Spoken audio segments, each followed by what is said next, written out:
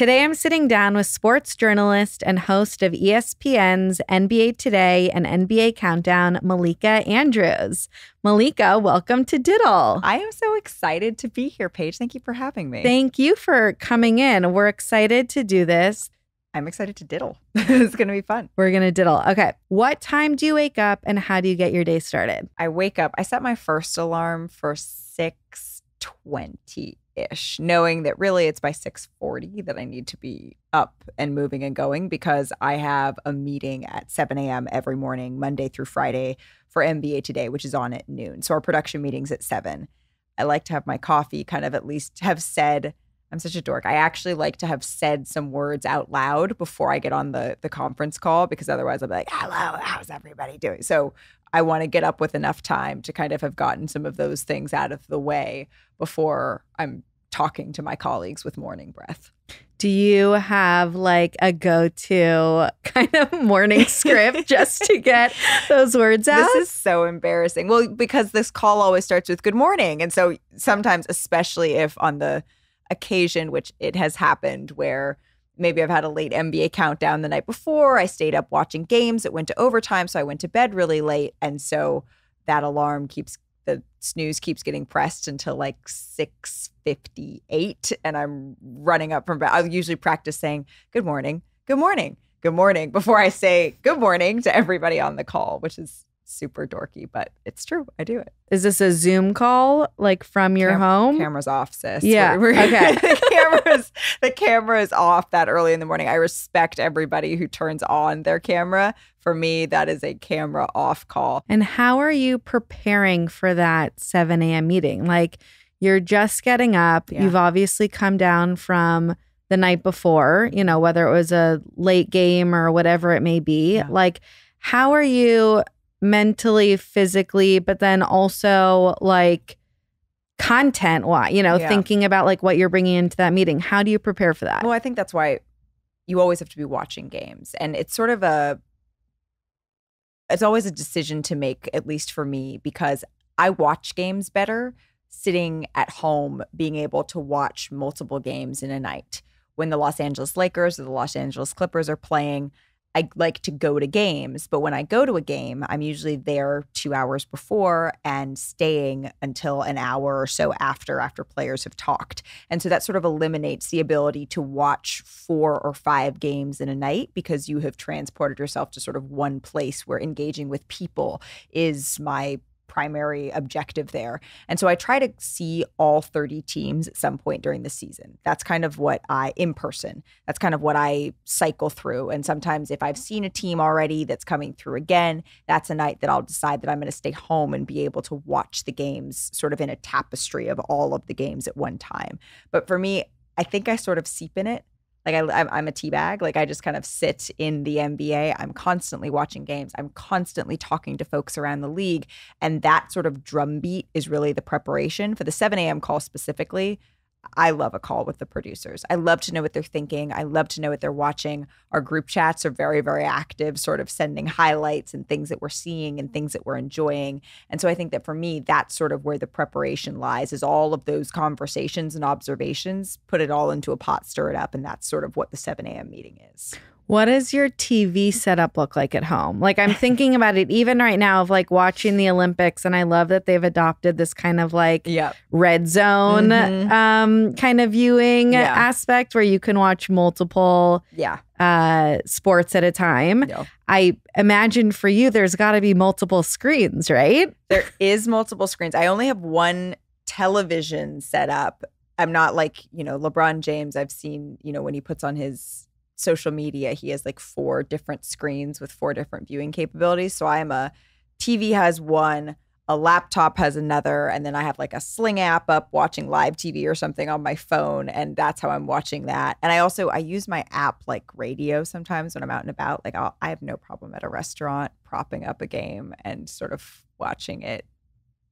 Maybe not with the volume on full blast because I think that's a little bit rude, but watching it and sort of taking it in there. So I'm usually sort of juggling a little bit. But if there's a game that, there's a buzzer beater at the end or it comes down to the wire, I want to rewind and watch maybe the full fourth quarter that led to that point with undivided attention. I have a colleague who will only watch games, even when he goes to games, headset on, locked into one game, because he's like, I can't take in two at once. Multitasking, you don't get it's not as effective as doing one thing specifically. So I try to kind of balance all of that. What do you do before you walk out on set? Like, are there any mantras, like things to get you in the mindset of just being on air and just being out there? That's a good question. I don't have a mantra that I say. I always make myself a cup of tea, a cup of mint tea before every show. I like to have that. And then right before, I walk in, I say hi to all our camera operators. We all get mic'd up. We sit down. And every show, and I don't know when this started. It was fairly early on when we launched NBA Today in 2021. Before every show, I started saying, all right, everybody. And I mean everybody. I mean my wonderful analysts that sit with me. I mean the camera operators. I mean the producers. So it's really an everybody thing. I always say, all right, everybody, and fill in the blank. Today it's our director Kathy's last day today. Let's have a great show. All right, everybody. Janae's back from vacation.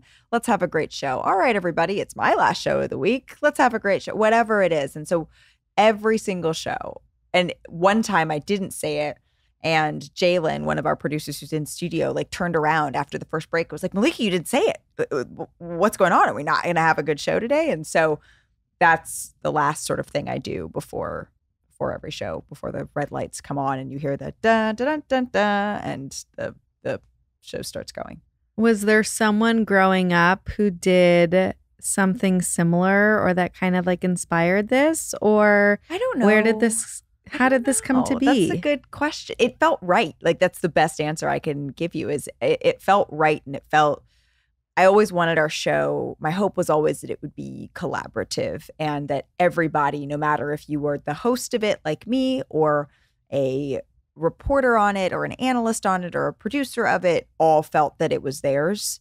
I think that I heard Taraji P. Henson say this once, that everyone comes to Hollywood. No one comes to give. Everyone comes to take. You always want to take your little slice. You want to take your slice of this industry, this business. And if you can shift your mindset just a little bit, including her, she said, and I would put myself in that category. Of course, you want to be on your show and to be working on your projects and seeing your visions come to fruition. But if you can give back just a little bit or be that much more inclusive just a hair, then that's a project that is worth being proud of. And I want our whole staff to feel that way. And so for me, it felt right in those early days to set the tone that way. And it's stuck. It's stuck. And obviously it's when it doesn't happen, which doesn't sound like notice. Often, everyone is like, what's happening And I'm here? off. I feel off too. So yeah, it's just a little something. What do you do when you feel off on camera and you need to like get yourself back into it? I sing. Oftentimes I sing. We're usually, one of our camera operators, Patrick, does a really nice job of, we sing a lot on the show, just like kind of burst into song, or someone will say something that'll remind us of a song lyric here or whatever. And oftentimes maybe I flub a read or something like that. I will cover it, especially if it's not, a serious news read.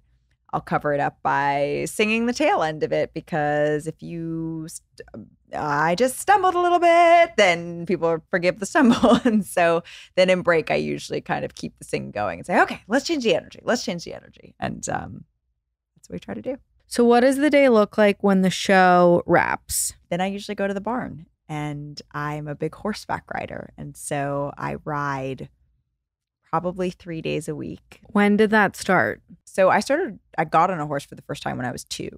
So I've been riding my whole life. But I also told myself the story that I didn't have time. I told myself I didn't have time to ride horses. When I'd ridden it when I was younger, it was a much more of an all-encompassing process. I had a horse named Dante.